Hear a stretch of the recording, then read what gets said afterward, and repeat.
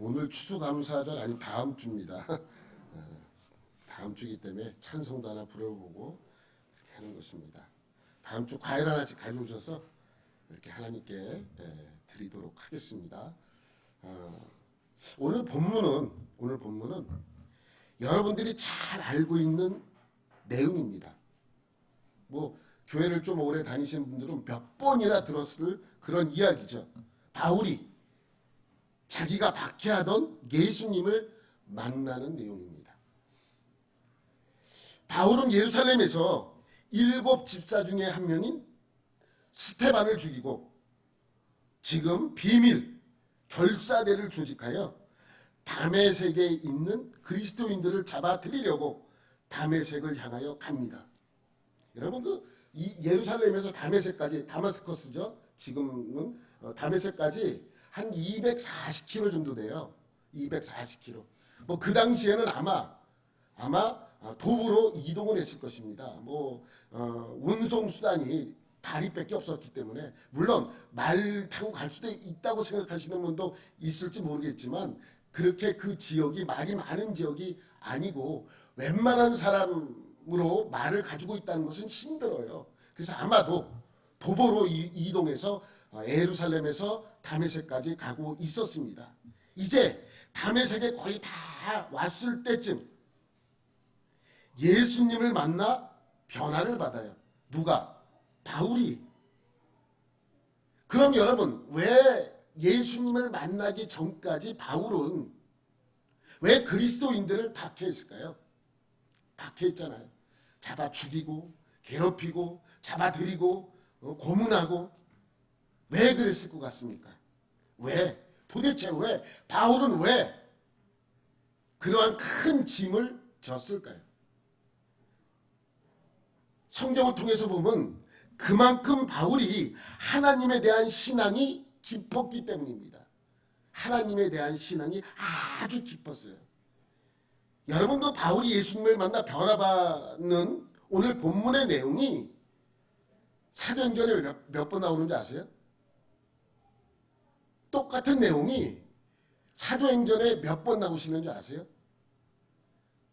3번 나와요. 3번. 한 번은 오늘 본문 9장 본문, 또 한 번은 22장, 또 한 번은 26장. 똑같은 내용이 3번에 걸쳐서 언급되어 있습니다. 물론 오늘 9장에 있는 이 말씀은 처음 예수님을 만난 바울의 모습이고, 22장과 26장에 나오는 것은 바울이 사람들을 두고 간증하는 내용입니다. 그런데 22장 3절에 이 내용을 간증하기 전에 자기 자신을 소개하는 장면이 나와요. 자기 자신이 이런 사람이다라는 소개하는 장면이 나오는데, 그 말씀이 22장 3절 말씀에 나옵니다. 나는 바울이 간증하는 거예요. 나 바울은 유대인으로 길리기아 다소에서 났고 이 성에서 자라 가말리엘의 문화에서 우리 조상들의 율법의 엄한 교훈을 받았고, 오늘 너희 모든 사람처럼 하나님께 대하여 열심히 있는 자라. 하나님에 대하여 뭐요? 열심히 있어요. 아주 신앙이 깊은 사람이에요. 아니, 하나님이 일이라고 하면 모든 것을 제쳐놓고 할 정도로 열심히 있는 사람이라고 자기 자신을 소개합니다. 그러니 바울은 유대인으로서 하나님에 대한 신앙이 깊었던 사람이죠. 하나님을 사랑했던 자. 그런데 어느 날 예수라는 사람의 이상한 도를 가르치고 있는 거예요. 어디서? 회당에서 유대인들에게. 바울의 신앙 양심상 그것을 도저히 받아들일 수 없어요. 바울은 자기 신앙 양심상 그 이상한 도를 가르치는 그것을 받아들이기가 힘들었습니다. 또 내용 자체도 말도 안 되는 내용이에요. 4절 말씀 한번 계속해서 볼게요. 내가 이 도를 박해하는 사람을 죽이기까지 하고 남녀를 결박하여 옥에 넘겼다라고 고백하고 있습니다. 이 도. 바울은 이상한 도를 가르치는 사람을 박해했던 것입니다. 그럼 여러분 여기서 말하는 이 도가 뭔지 아세요, 여러분? 이 도가 도대체 뭐예요? 죽었다가 살아난다는 것입니다. 죽었는데 살아났다는 것입니다. 그러니까 이 도는 부활이에요. 예수라는 사람이 죽었지만 다시 살아났다는 것입니다. 그래서 26장 8절 9절에 이렇게 설명하고 있습니다. 당신들은 하나님이 죽은 사람을 살리심을 어찌하여 못 믿을 것으로 여기나이까. 그런데 자기도 그랬다는 거예요. 나도 나사렛 예수의 이름으로 대적하여 많은 일을 행하여야 될 줄 스스로 생각하고, 나도 예전에는 믿지 못했습니다. 이런 얘기예요. 하나님이 죽은 사람을 죽은 자 가운데서 살리신 것을 믿지 못하겠죠. 나도 옛날에 믿지 못했어요. 그런데 이렇게 이야기가 나오는 것이죠. 여러분, 예수님을 대적하여 많은 사람을 박해했다라고 바울 스스로가 고백하는 내용입니다. 그럼 여러분, 그리스도인들을 박해하는 바울이 알고 있었던, 그 당시 바울이 그리스도인들을 막 박해하고 고난을 줄 때, 죽이고 할 때 바울이 알고 있었던 예수는 어떤 사람이었습니까? 바울이 알고 있었던 예수, 분명히 예수라는 사람의 이야기를 듣고 그를 믿는 사람을 핍박하고 있잖아요. 그래서 이 바울이 믿던 예수는 세 가지로 바울이 알고 있었어요. 하나는, 첫 번째는 몇 년 전, 그러니까 몇 년 전, 예수님을 만나기 전이니까 다메섹 사건 고기 있기 몇 년 전에 예수라는 청년이 신성 모독죄로 잡혀 십자가형으로 죽었다는 사실입니다. 분명히 이거는 분명해요. 바울이 분명히 그렇게 알고 있어요. 이 예수라는 사람은 몇 년 전에 분명히 신성 모독죄로 잡혀 십자가에 달려서 죽었어요. 이렇게 죽었다는 사실을 알고 있는 사람들이 많아요. 증인들이 많이 있었습니다. 예수님이 십자가에 못 박히시던 날이, 그 날이 유대인들이 세상에 흩어져 살고 있다가 믿음 좋은 유대인들은 이 날 성전에 와서, 예루살렘 성전에 와서 하나님께 제사 드리고 예배 드리는 날이에요. 무슨 날이에요? 예수님이 십자가에 못 박히신 날이? 유월절이었잖아요. 그 믿음 좋은 사람은 예루살렘에 와서 다 예배 드리고 제사하기 위하여 이 예루살렘 성전을 찾는 날이에요. 그날 예수님이 십자가에 못 박혀 돌아가셨어요. 그래서 그때 예루살렘을 찾은 수만 명이 예수님의 십자가 현장을 목격했어요. 그래서 예수님은 분명히, 바울이 알고 있는 예수는 분명히 죽은 사람이에요. 그죠? 둘째로, 죽은 그 예수가 무덤에 던져졌다는 걸 알고 있어요. 이 사람은. 바울은 왜냐하면 여러분, 유대교 이 성경 율법에 보면 나무에 매달린 사람을 밤까지 매달아 두지 않습니다. 그래서 나무에 매달리면 반드시 그날 날이 지면, 해가 떨어지기 전에 그 사람을 나무에서 끄집어 내려야 돼요. 그 장례를 해줘야 됩니다. 이것이 율법에 그렇게 기록이 되어 있잖아요. 그래서 예수님이 십자가에 못 박혀 돌아가셨지만, 죽었고 죽은 예수를 십자가에서 내려서 장사 지내고 무덤의 문을 닫은 것을 분명히 알고 있어요. 바울은. 왜냐하면 로마 병사들이 지키고 있었잖아요. 로마 병사들이 증인이란 말이죠. 그는 분명히 무덤에 갇혀서 그 돌로 문 입구를 막아놓은 것을 이미 이들은 알고 있었습니다. 세 번째, 제자들이 밤에 몰래 그 시체를 빼와가지고는 다시 살아났다고 거짓말을 퍼뜨렸다는 것을 알고 있었어요. 누가? 바울이. 여러분, 분명히 죽었잖아요. 피를 다 쏟았고 더 이상 살아있을 수 있는 그런 모습이 아니잖아요. 그러니까 시체가 없어졌다는 것은 그들의 제자가 밤중에 와서 그 예수님의 시체를 가져가 놓고는 예수님이 어떻게 했다는 거예요? 제자들이 와서 시체를 가져다 놓고 예수님이 다시 살아났다고 공갈치고 있다는 겁니다. 누가 그렇게 소문냈어요? 제사장들이 그렇게 소문냈어요. 근데 바울은 누구 말을 믿어요? 제사장들의 말을 믿겠습니까? 아니면 일반 사람들의 말을 믿겠습니까? 그리스도인들의 말을 믿겠습니까? 바울은 당연히 제사장들이 하는 이야기를 믿죠. 그러니까 그 죽은 예수를 몰래 시체를 빼돌리고 죽은 자 가운데서 살아났다고 공갈치고 있는 거예요. 누가? 그리스도인들이. 그게 이 도예요. 도.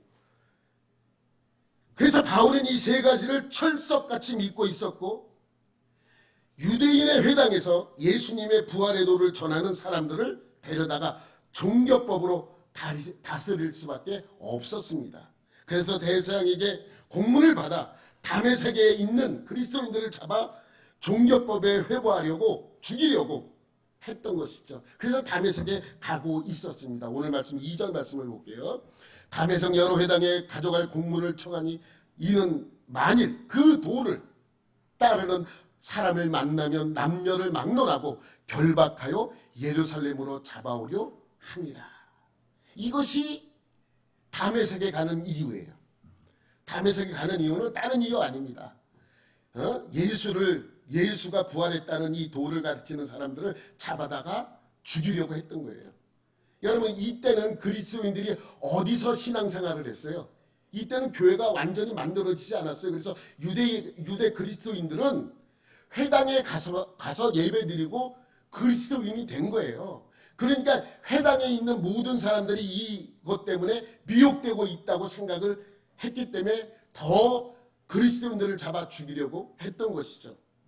이제 다메섹에 거의 다 왔을 무렵 하늘로부터 강한 빛이 바울을 비춥니다. 3절과 4절 말씀 우리 한번 시작. 사울이 길을 가다가 다메섹에 가까이 이르더니 호련히 하늘로부터 빛이 그를 둘러 비추는지라 땅에 엎드려져 들으매. 여러분, 빛이 그를 비춰서 넘어졌어요. 빛이 비춰서. 근데 그냥 빛이 비춰서 그가 엎드려졌구나, 쓰러졌구나, 넘어졌구나 이렇게 생각할 수 있는데 이 표현보다 저는 이런 표현을 쓰고 싶어요. 빛이 바울을 때렸다.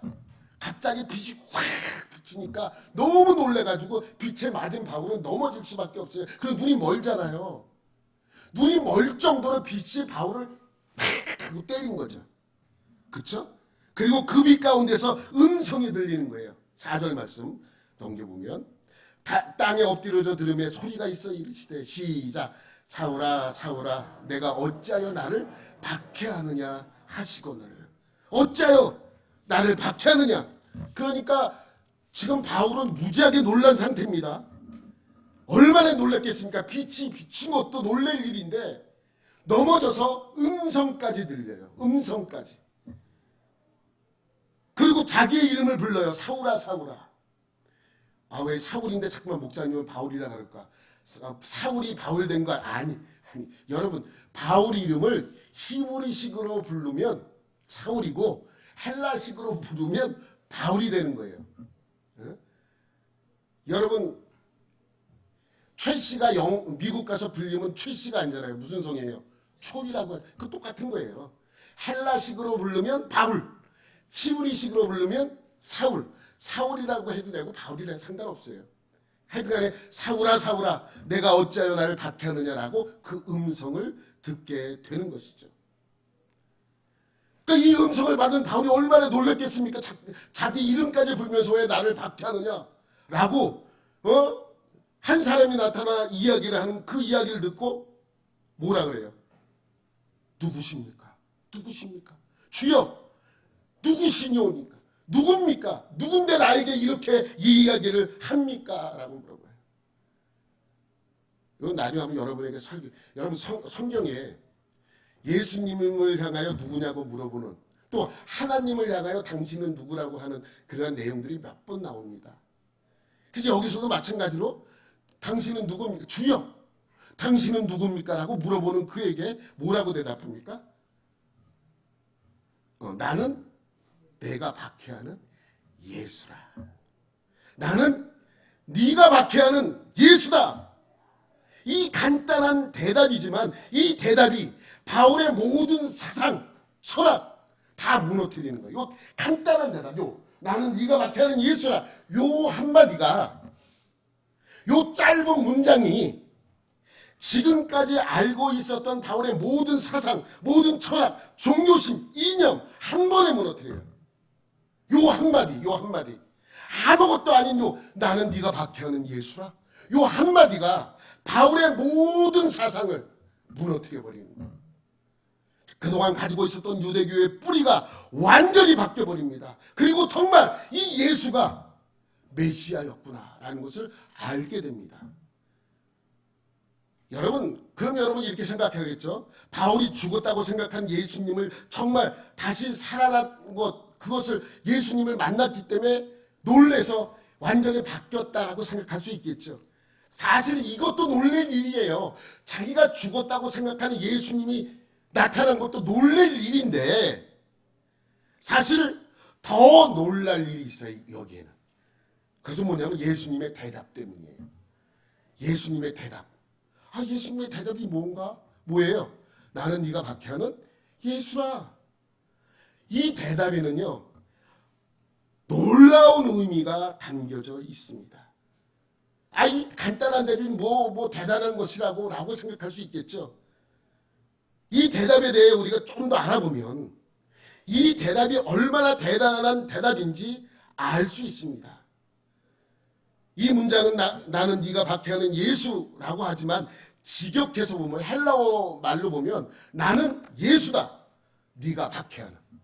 나는 예수다. 네가 박해하는. 요런 넘겨보세요. 여기 보면 여기 이제 노란 줄로 쓴 것이 에고 에이미 예수스라고 읽어요. 에고 에이미 예수스 온수 디오케이스라고 하는 것입니다. 온수 디오케이스는 네가 박해하는 이란 뜻이고 앞에 에고 에이미 예수스는 나는 예수다라는 뜻이에요. 나는 예수다. 에고 에이미 예수스. 나는 이 에고 에이미는 무슨 뜻이에요? 나는 무엇이다라는 뜻이에요. 나는 영어로 보면 더 이해가 빠르겠죠. I am. 나는 무엇이다. 에고 에이미. 그죠? 여러분, 지금 이 재미있는 이유가 뭐냐면 유대인들은요 절대로 에고 에이미를 붙여서 쓰지 않아요. 에고 에이미를 이렇게 쓰지 않아요. 그럼 이렇게 하면 잘못된 건 아니에요. 잘못된 단어는 문장은 아니지만 유대인들이 절대로 쓰지 않는 용어가 에고 에이미예요. 여러분 에고 에이미는 간단해요. 나는 무엇이다. 에고 에이미 예수. 그러면 나는 예수다 이거 뜻이에요. 에고 에이미 손기성. 나는 손기성입니다. 여러분 여러분의 이름을 붙여보세요. 에고 에이미 여러분의 이름을 붙이는 거예요. 시작. 에고 에이미 손기성. 그럼 나는 손기성입니다. 나는 김건호입니다. 김윤호입니다. 이게 대답이에요. 에고 에이미 그 다음에 이름을 붙이면 나는 누구이다. 이렇게 대답을 하는 것이죠. 여러분 이 문장을 유대인들이 안 쓴다고요. 쓸 수가 없는 단어입니다. 문법적으로도 사실은 잘못되진 않았어요. 문법적으로는. 왜냐하면 여러분 넘겨보세요. 이 에이메라는 단어 자체가 나는 무엇이다라는 단어예요. 나는 무엇. 여러분 그 헬라어나 라틴어를 보면 동사의 주어가 다 포함되어 있어요. 동사의 주어가 포함되어 있어요. 그러니까 동사 한마디 얘기하면 주어가 거기에 포함되어 있어요. 근지, 근현지 정확하게 명시가 되어 있어요. 그래서 세계적으로 큰 기업들이 세계적으로 계약을 할 때는 라틴어를 써요. 왜? 주어와 동사가 분명하기 때문에. 먹어 그러면 우리는 먹으라 그러는 건지 본인이 먹겠다는 건지 아니면 다른 사람에게 먹으라는 건지 정확하지가 않는데 이 라틴어나 헬라어는 정확하게 표현되어 있어요. 먹어 그럼 누가 먹는지 그 동사에 그 주어가 포함되어 있어요. 그러니까 에고자를 빼버려야 돼. 에이미라고 해야 돼. A임이 예수스 그럼 나는 예수다라는 말이에요. 그렇게 써야 돼요. A임이 예수스. 그러니까 여러분이 지금 아까 에고 에임이 여러분의 이름을 붙이면 유대인들은 절대로 그렇게 쓰지 않아요. 왜? 쓸 수 없는 단어기 때문에 그래요. 그렇지만 또 에고 에임이라는 단어가 쓸 수 없느냐? 아니에요. 쓸 수 있어요. 쓸 수는 있어요. 그렇지만 쓰지 않아요. 그런데 문법적으로도 에고자를 빼놓고 에임이만 써붙여도 문장은 완성이 되는 거예요. 에임이 송기성, 나는 송기성입니다. 굳이 앞에 에고자를 붙이지 않아도 에임이 김건호, 나는 김건호입니다. 에임이 김민기, 나는 김민기입니다. 그 에임이 안에 주어가 이미 포함되어 있어요. 굳이 에고자를 붙이지 않아도 됩니다. 에고자가 없어도 에임이 예수스 그러면 나는 예수다. 에임이 송기성, 나는 송기성이다. 에고자를 안 붙여도 돼요.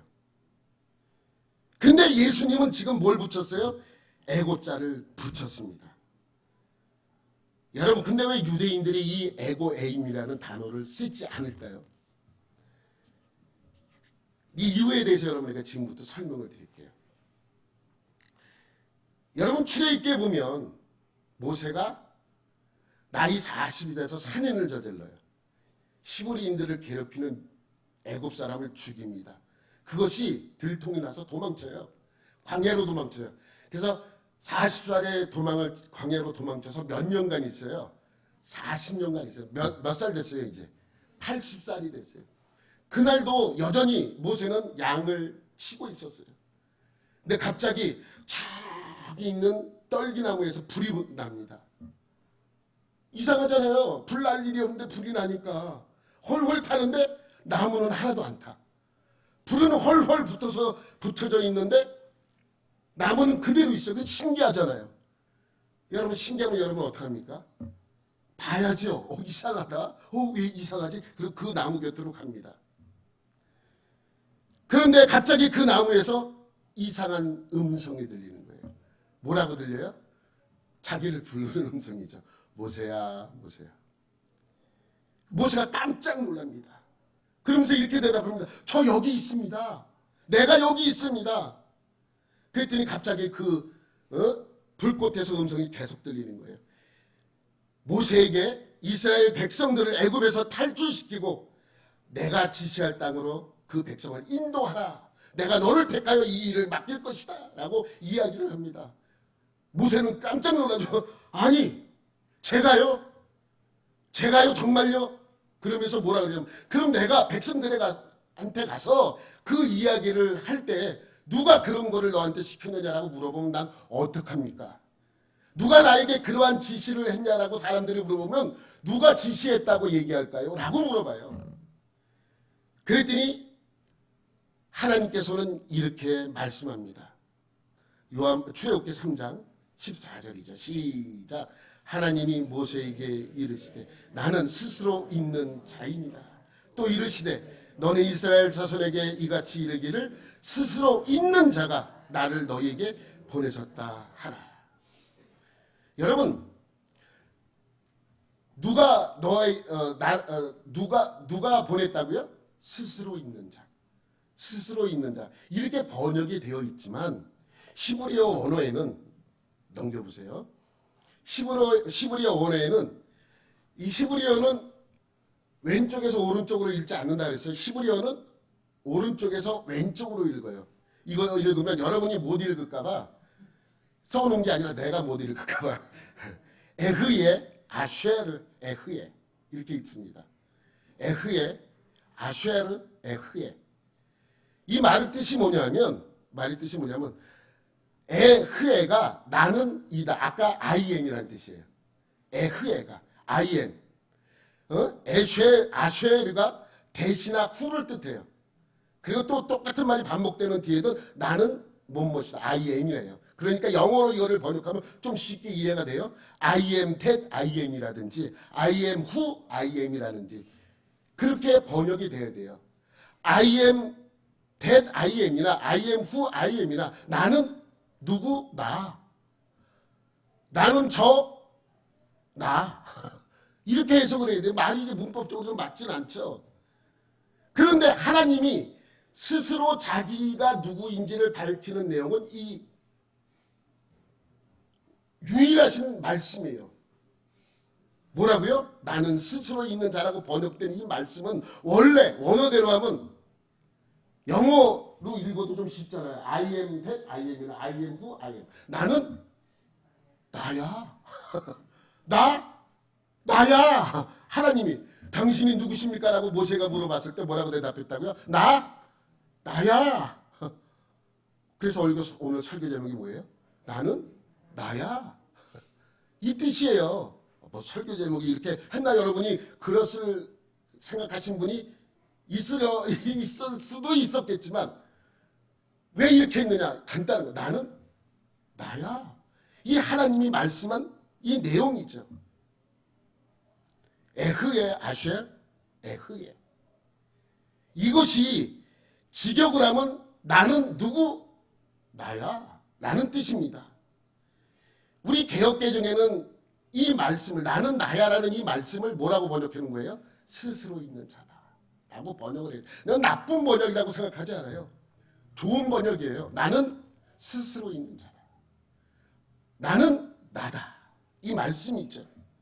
그래서 이 나는 나다. 나는 스스로 있는 자. 에흐에 아시아 에흐에. 이 단어는 절대로 쓰지 않아요. 이 문장 에흐에 아시아 에흐에 이 문장 자체를 쓰지 않아요. 왜? 이 문장은 누구만 쓸 수 있는 문장이에요? 하나님만 쓸 수 있는 문장이기 때문에. 에흐에라는 단어는 쓸 수 있어요. 아쉘이라는 단어는 따로 쓸 때는 사용할 수 있어요. 그러나 이 단어를 이렇게 붙여서는 절대로 사용하지 않아요. 누가? 유대인들은. 왜? 그것은 누구를 나타내기 때문에? 하나님을 나타내기 때문에 절대로 쓰지 않습니다. 하나님이기 때문에. 여러분 이런 거와 똑같아요. 예전에 제가 중학교 다닐 때, 초등학생 때 중학교 때는 진짜 기억이 안 나는데 선생님이 누구에게 우리 학생들 한 명한테 아버지 이름이 뭐냐 이렇게 물어봤어요. 그랬더니 우리 아버지 이름이 누굽니다 이렇게 얘기했더니 무지하게 혼나. 30분 동안 그렇게 쓰면 안 된다는 것을 다 얘기해요. 그래서 누가 그렇게 물어보면 무슨 자라고 대답을 해라. 유교적인 관점에서는 도저히 있을 수 없죠. 그렇게 쓰는 것 자체가 혼날 일이에요. 그래서 선생님이 수업하다 말다 30분 동안 학생들을 혼나는, 다른 학생들은 절대로 그러지 말라고 누가 이름을 물어보면 무슨 자라고 그렇게 얘기하라고. 어떻게 아버지 이름을 그렇게 함부로 얘기하냐고. 그러면서 30분 동안 혼났어요.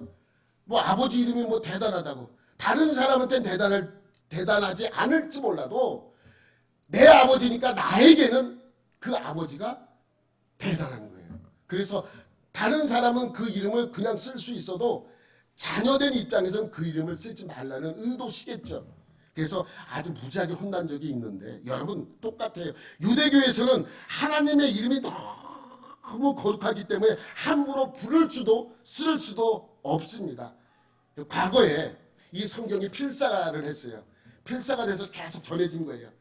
A라는 사람이 처음에 이 성경을 필사를 했으면 그 다음 세대 B라는 사람이 필사를 하고 C라는 사람이 필사를 하고 필사 해갖고 이것이 지금까지 이렇게 내려온 것인데, 구약 성경 쓸 때 막 쓰다가 여호와라는 단어가 나오면 이스라엘 사람들은 그거를 쓰기 전에 나가요. 그래서 물로 씻어요. 정결 예식을 행한 다음에 들어와서 여호와라는 단어 하나를 쓰는 거예요. 그럼 한 장 쓰는데 여호와라는 단어가 10번 나와. 10번 나가서 씻어요. 정말 여러분 한 번 씻으면 그것을 땡고 쓸 수 아니에요. 그 정도로 이 단어 자체를 엄청나게 귀하게 여기고 또 무섭게 여기고 존귀하게 여겼습니다. 그런데 여러분 오늘 이 단어 다시 넘겨보세요. 에흐에 아쉐르 에흐에 이 단어 이 자체가 하나님을 뜻하기 때문에 절대로 사용하지 못하는 단어예요. 사용하지 않습니다. 근데 이 단어를 헬라어로 번역하면 뭐예요? 에고에임이에요. 에고에임. 아까 IM이죠. 에흐에가 IM. 에임이가 IM. 위에 단어나 아래 단어나 똑같이 이렇게 번역돼서 사용이 됩니다. 그러니까 에흐에 아쉐르 에흐에라는 단어를 쓰지 않으니까 당연히 헬라어로 된 에고에이미도 쓸 수 있겠습니까? 없겠습니까? 쓸 수 없어. 이들은 이렇게 쓰지 않아요. 굳이 에고를 안 붙여도 말이 되니까 그냥 에임이 예수스 해도 되는데 여기 오늘 본문에서는 에임이 예수스라고 쓰지 않고 에고 에임이 예수스라고 쓰는 것이죠. 그래서 이 단어는 일반 사람이 쓰지 못하는 단어예요. 넘기면 9장 5절에 보면 다시 한번 내가 대답하되 주여 누구시니까 이르시되 나는 네가 박해하는 예수라. 에고에임이 예수스 온수 디오케이스라고 하는 것이죠. 뒤에 거는 뭐 우리가 앞에 에고에임이 자체가 누구만 붙일 수 있는 단어예요? 하나님만. 근데 여러분에게 지금 여기서 요 시점에서 뭐 한 가지를 물어볼게요. 예수님은 이 땅에 계실 때 유대인으로 태어나서 히브리 말을 쓰면서 자랐어요. 지금 성경 사도행전은 헬라어로 기록이 됐어요. 오늘 이 본문의 헬라어는 에고에임이라고 기록이 됐어요. 그러면 예수님께서 다메섹 도상에서 바울에게 나타났을 때 에고에임이라고 물어봤겠습니까? 답을 했겠습니까? 에흐에 아셀 에흐에라고 히브리 말로 얘기를 했겠습니까? 여러분 생각에 히브리요? 헬라어? 히브리요? 헬라어? 뭘 얘기했을 것 같아요? 우리가 궁금해할까 봐 성경에는 그것이 정확하게 적혀 있어요. 사도행전 26장 13절에서부터 15절. 정오가 되어 길에서 보니 하늘로부터 해보다 더 밝은 빛이 나와 내 동행들을 둘러 비추는지라. 우리가 다 땅에 엎드려지며 내가 소리를 들으니 히브리 말로 이르되 사울아 사울아 네가 어찌하여 나를 박해하느냐. 가시채를 뒷발질하기가 내게 고생이니라. 내가 대답하되 주님 누구시니오니까 주께서 이르시되 나는 네가 박해하는 예수라. 무슨 말로 이 말씀을 하셨다고요? 히브리 말로. 그러면 뭐라고 얘기한 거예요? 예수님이 아헤으 아쉐 에흐에. 이 말을 유대인들이 사용한다고요? 절대로 사용하지 않아요. 절대로. 여러분 여호와라는 단어 자체도 성경에 나오면 우리는 그냥 여호와라고 읽지만 여러분 히브리 사람들은 여호와라는 단어가 나오면 뭐라고 읽는지 아세요? 주님이라고 읽어요. 그냥 주님이라고 읽어요. 내 이름이 너무 이 수지 갈보리께서 내 이름이 너무 거룩해. 송기성이라고 마음대로 부를 수 없어. 그러니까 송기성이라고 부르는 대신에 뭐라고 부르는? 목사님이라고 부르는 것처럼.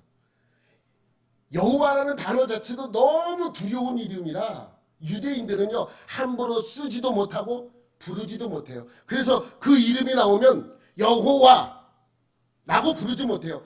또 어떤 사람은 그걸 야훼라고 읽죠. 야훼라고 부르지 못해요. 그 읽지 못해.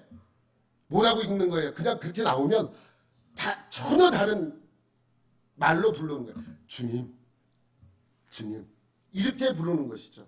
그러니까 이 단어 자체가 유대인들에게는 쓸 수 없는 단어를 지금 쓴 거예요. 바울이 더 놀란 거죠. 왜? 저분이 그냥 유대인이면 이 단어를 쓸 수 없는, 이 문장을 쓸 수 없는데 이 문장을 썼다는 것은 본인이 뭐라는 얘기예요? 하나님이라는 뜻이죠. 그래서 자기의 모든 생각과 사상이 무너져 버리는 거예요. 다시 살아난 것도 놀라운 일인데, 다시 살아나서 나에게 나타난 것도 놀라운 일인데 자기 자신을 뭐라고 얘기하는 거예요? 나는 예수라. 나는 그 간단한 대답 안에는 뭐가 포함되어 있는 거야? 나는 하나님이야 라는 말씀도 포함되어 있는 거예요. 나는 스스로 있는 예수야 라고 말씀하고 있는 것이죠. 그러니까 바울은 머리가 복잡해질 수 없는 거, 아무 소리도 못해요. 예수님이 나는 예수다라고 얘기해. 에헤로 아시아 에헤로라고 이야기하는 그 순간에 바울은 아무 소리도 못해요. 아무 대답도 못합니다. 넌 이제 이렇게 하고 넌 누가 와서 너를 데려가면 이렇게 해라. 예 알겠어. 대답도 못해요. 보자 아무 소리 못해요. 오로지 바울이 묻는 건 당신은 누구십니까? 라고만 물어요. 그리고 나는 예수님께서 나는 네가 박해하는 예수라, 나는 예수다 라는 그 한마디에 아무 소리도 안 합니다. 지금부터 바울의 머릿속은 되게 혼란스러웠을 것입니다. 그러니까 다메섹 도성에 나타난 예수님이 죽음에서 부활하셨다는 사실과 그분이 하나님임을 알게 된 것이죠. 여기서 삼위일체 하나님을 믿게 되는 것입니다. 그래서 지금까지 가지고 있던 유대교의 사상과 예수님에 대한 생각이 완전히 뒤바뀌어 버립니다. 바울이 알고 있었던 것은 뭐였어요? 첫 번째, 예수님이 분명히 십자가에 못 박혀 죽으신 것. 그리고 둘째, 그 죽었던 예수를 무덤에 던져 넣었다는 것. 세 번째, 유대인들이 훔쳐가서, 그를 추종하는 자들이 훔쳐가서 살아났다고 거짓말 시켰다고 하는 것. 첫째, 둘째는 변함없어요. 이거는 본 사람이 있고 증인이 있기 때문에. 근데 세 번째, 제사장들이 이야기했던 것이 새빨간 거짓말이라는 것을 거기서 알게 된 것이죠. 그것은 유대인들이 그 시체를 밤중에 몰래 빼간 것이 아니라 정말 부활했다는 사실과, 그렇게 부활한 예수님이 뭐예요? 하나님이라는 사실. 그렇게 부활한 하나님, 그렇게 살아나신 하나님 예수님이 하나님임을, 삼위일체 하나님임을 고백하고 있는 것입니다. 그래서 바울에게 있어서 이 사건은 엄청난 사건입니다. 엄청난 사건. 그래서 사도행전에 바울이 다메섹에서 예수님을 만난 이 사건을 오늘 본문 9장에 처음으로 기록하고 있죠. 두 번째는 22장에 기록되어 있어요. 22장과 26장은 사람들에게 간증하는 내용입니다. 22장에는 바울이 3차 전도 여행을 마치고 이제 성경음을 받아서 예루살렘 교회에 전달해 주러 예루살렘 교회에 갑니다. 유대인들의 반감을 산 이 바울에게 야고보는 성전에 올라가서 정결 예식을 행하라고 권면합니다. 바울은 그것을 받아들여요. 그래서 예루살렘 성전에 올라가서 성결 예식을 행합니다. 그러다가 유대인들과 충돌이 일어나죠. 유대인들이 충돌이 일어나니까 이것이 반란으로 번질 염려가 있어서 그 옆에 있던 로마 군대 청부장이 군사를 동원해서 그곳을 찾아옵니다. 왜? 분란이 일어나니까. 막아야 되죠. 그래서 출동합니다. 그리고 바울을 거기서 구해냅니다. 만약에 이 청부장이 없었으면, 로마 군대가 없었으면 바울도 거기서 맞아 죽었을 수도 있습니다. 간신히 싸움을 말린 이 청부장은 바울을 데리고 이제 자기 본부 부대로 복귀를 합니다. 그런데 바울이 갑자기 요구를 하죠. 내가 저들에게 해명할 기회를 달라. 그래서 천부장이 지키고 있는 가운데 바울에게 해명할 기회를 둡니다. 그때는 많은 유대인들이 모였어요. 그때 일어나서 어떤 이야기부터 하느냐. 자기가 스테반을 죽인 이야기와 다메섹 도성에서 향하여 가다가 예수님을 만난 그 이야기가 22장에 똑같이 기록이 되어 있어요. 이것이 두 번째 기록이에요. 세 번째 기록은 사도행전 26장에 나옵니다. 앞선 사건 때문에, 청부장이 그를 구해낸 사건 때문에 이 바울이 죽을 위기를 넘기잖아요. 그런데 바울이 알고 보니까 어디 시민권자예요? 로마 시민권자예요. 그래서 이 청부장도 마음대로 못해요. 총독도 마음대로 못해요. 법대로 해야 돼요. 만약에 이방인이라면 죽일 수도 있어요. 그건 괜찮아요. 근데 로마 시민권자인 이 바울을 향하여 어떠한 행위도 하지 못합니다. 그래서 그를 보호하기 위해서 총독 관저, 가이사라에 있는 총독 관저로 옮기게 됩니다. 그러니까 보호 조치를 해요. 그리고 그렇게 감금된 상태로 2년 동안 있었습니다. 그러면서 총독이 벨릭스에서 베스도로 바뀌어요. 베스도로 바뀌니까 베스도는 유대인들에게 잘 보이기 위해서 이 예수의 문제를 언급합니다. 그래서 예수님에게 예루살렘에 올라가서 정식 재판을 받을래 그랬더니 바울이 거절을 하죠. 바울이 거절하고 로마에 가서 내가 재판을 받겠다. 그 로마에 가는 거예요. 그래서 4차 전도 여행이 시작이 되는 건데, 그렇게 로마에 가서 재판을 하겠다고 결정된 이후에 이 베스도 총독에 부임했기 때문에 아그리빠 왕이 이 베스도를 보려고 찾아옵니다. 인사하러.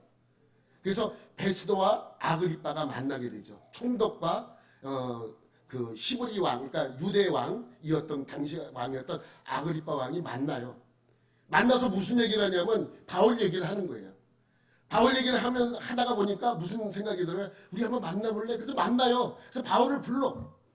그래서 바울에게 얘기를 해보라 그러죠. 그러니까 바울이 해명을 한다고 했는데 해명을 안 하고 뭐래요? 간증을 해요. 전도를 해요. 간증을 하고 전도를 합니다.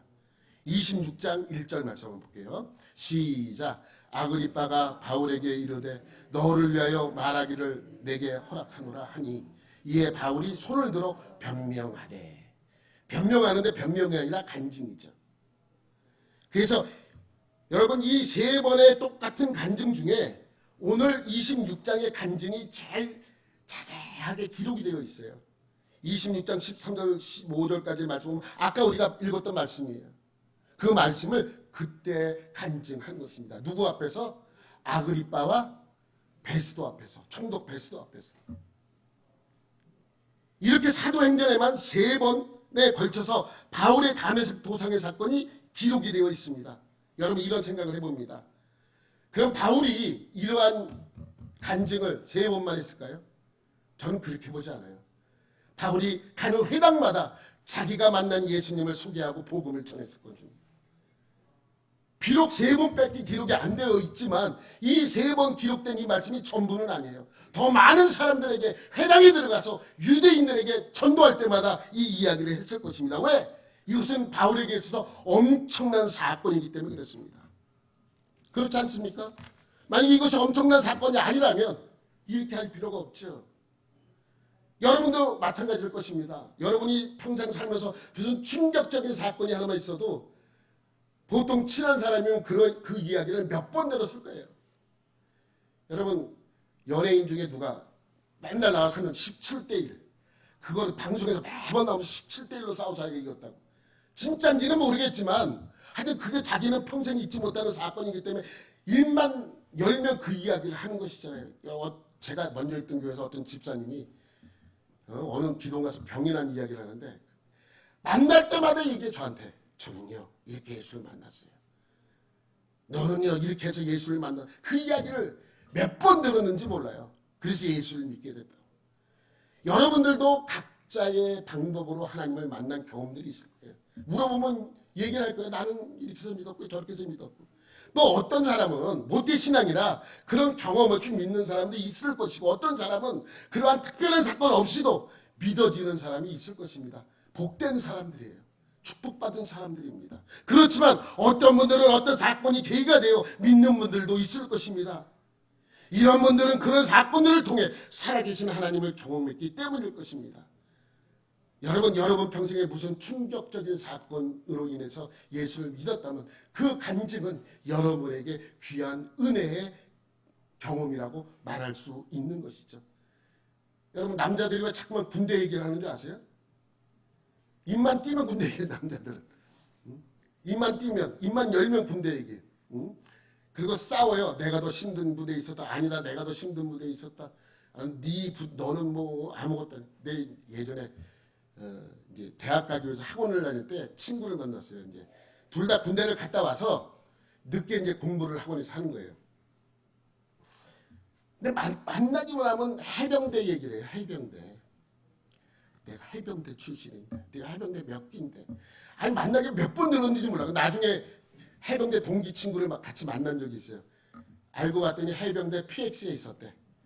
너무 편한데 PX는 제일 편한데요. 이 군대에서. 그리고 자기는 군대 해병대 나갔다는 거에 자부심을 이렇게 그 얘기만 하는 거예요. 여러분 제가 예전에 있었던 교회 전도사 여자 전도사 중에 한 명이 삼풍백화점 사건 때문에 그 이야기를 몇 번 한 적이 있어요. 뭐냐면 삼풍백화점에 자주 갔대요. 친구랑 같이 늘. 근데 그날도 친구한테 전화가 왔대. 야 삼풍백화점 가자 말했고 근데 갑자기 일이 생겨서 전화를 걸었대요. 나 못 가겠는데 갑자기 일 생겼는데. 근데 그날 무너져서 그 친구는 죽었어. 만약에 그 전화를 받고 그곳에 갔다면 자기도 그래서 그 충격 때문에 몇 년 동안 아무것도 못했대요.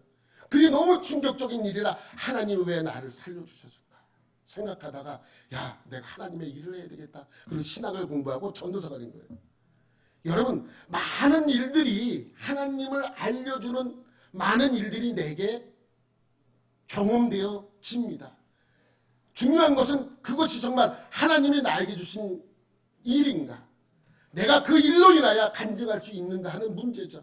여러분들도 아마 인생 중에 충격적인 사건이 있었다면 그 이야기를 몇 번씩 할 것입니다.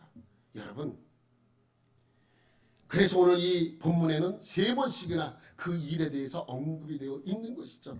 하나님은 우리에게 여러 가지 일들을 통하여 하나님이 하나님 되심을 보여주십니다. 이것이 우리의 간증이 되어야 합니다.